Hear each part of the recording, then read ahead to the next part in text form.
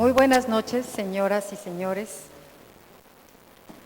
Los escritores Carlos Fuentes y Gabriel García Márquez acordaron donar el monto de las becas que el gobierno mexicano les otorgó como creadores eméritos a la Universidad de Guadalajara para fundar la Cátedra Latinoamericana Julio Cortázar hace 18 años. Desde entonces, esta cátedra ha cumplido su propósito de ser un espacio académico del más alto nivel, donde confluyen la imaginación, la razón y la crítica para propiciar el diálogo y la reflexión continuos sobre la sociedad y la cultura latinoamericanas en el orden mundial. Esta noche, en nombre de las autoridades de la Universidad de Guadalajara, tengo el honor de dar una muy cordial bienvenida a Silvia Iparraguirre, escritora argentina.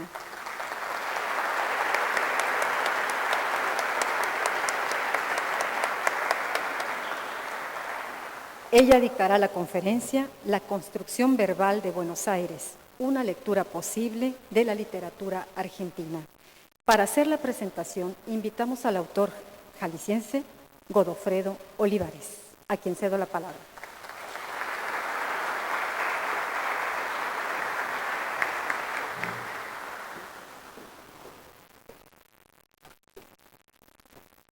Buenas noches. Muchas gracias a la Cátedra Julio Cortázar por cederme el honor de presentar a Silvia Iparraguirre. Desde aquel momento en que mujeres y hombres, al amparo de una caverna y reunidos alrededor de un fuego, escucharon con emoción e intriga que alguien narrara algún lejano suceso o una experiencia recién acontecida, la humanidad permanece en la avidez de conocer y compartir narraciones. A esa ancestral y vigente tradición de concebir y narrar historias pertenece la maestra Silvia Iparraguirre.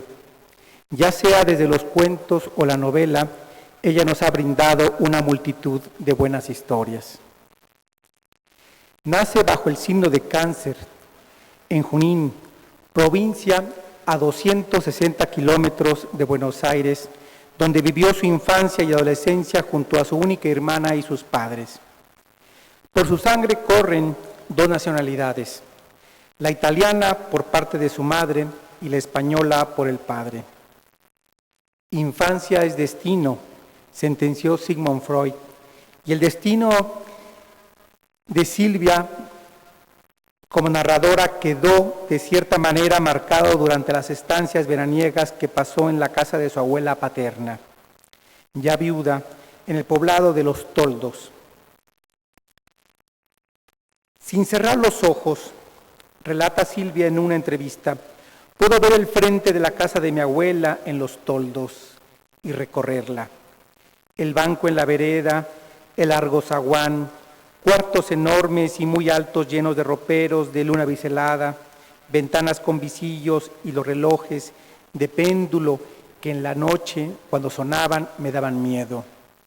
Al fondo del zaguán se abría lo que mis tías llamaban la sala, que era en realidad la biblioteca. En los estantes se alineaban la para nosotros inagotable Espasa Calpe, origen de mi gusto por las enciclopedias. De esa biblioteca saqué el primer libro que leí, de Tolstoy, Marido y Mujer, sin tener idea de quién era entonces Tolstoy. A la sala seguía la Galería de las Plantas. Siempre llueve cuando pienso en esa galería que olía a helechos y al perfume intenso de la magnolia.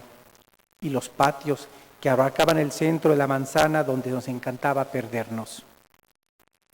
Pero si bien en aquella casa de campo ocurren sus primeras lecturas y la predilección por las novelas marítimas con Moby Dick y Robinson Crusoe, son los relatos de su abuela, narradora innata, que con calidez e histrionismo va maravillando desde los 5 años a esa Silvia niña. De esos memorables momentos nos dice, en los relatos de mi abuela aparecía el imaginario de la Europa del siglo XIX, la aldea de montaña, la nieve, el abrigo de la pequeña iglesia medieval, el río helado en invierno, la tradición oral de coplas, cuentos y poemas muy antiguos que ella repetía con una memoria que nos parecía asombrosa. Sin embargo, la impresión más perdurable de Silvia ante su abuela fue verla actuar a dos personajes y sobre todo oírla imitar sus voces distintas. A la de una señorita citadina y finolis, como ella decía, y la voz ronca de un campesino rústico cuando recitaba un poema titulado Romanticismos y Realismo. De esos momentos logra Silvia concebir al lenguaje como una identidad particular, percepción que con el tiempo influirá en su oficio de narradora. A los 9 o 10 años, según Silvia relata, comenzó a escribir en un cuaderno escolar sobre las películas que le gustaban, pero alternando hechos y con finales que ella prefería. Más adelante y después de leer las aventuras de Bill Dee, e identificándose con el personaje central, una chica que tenía una librería en un vagón de tren que viajaba por el mundo en compañía de su tío, emprendió la escritura de un diario donde copiaba partes de esta novela juvenil, pero también inventándole nuevos sucesos y agregando dibujos o mapas. Esos dos primerizos intentos escriturales no lograban opacar su mayor placer, la lectura, que entonces la vive como un amurallado refugio ante el mundo que la rodea. Al cumplir los 18 años, Silvia Iparraguirre abandona su provincial Junín y llega a la capital del país para cursar la carrera de Letras en la Universidad de Buenos Aires. La gran ciudad la deslumbra. Le otorga una emoción de sentirse libre e independiente y abrirá sus inicios literarios.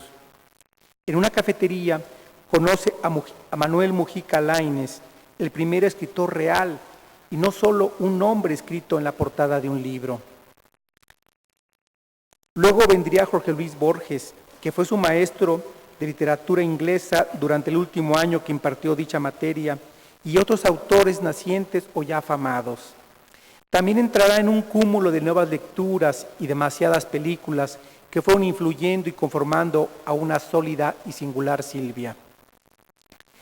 Durante estos tiempos universitarios asiste al grupo de discusión de ideas en el Café Tortoni, en la revista El Escarabajo de Oro, donde se reencuentra al escritor Abelardo Castillo, que tiempo atrás ya había conocido y con el cual acabará casándose.